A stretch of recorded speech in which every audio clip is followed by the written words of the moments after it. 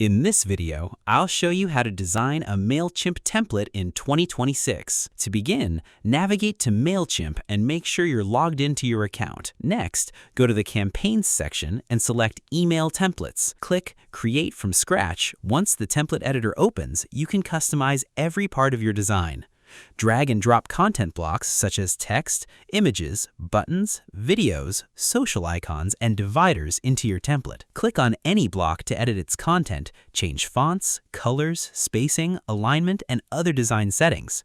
You can also rearrange sections by dragging them into the order you want. To match your brand, upload your own images, add your logo, use your brand colors, and include a clear call to action button so readers know what to do next. When you're happy with the design, preview the template on both desktop and mobile to make sure everything looks great. And finally, click Save and Exit to save your template for future email campaigns. And that's how you can design a Mailchimp template in 2026.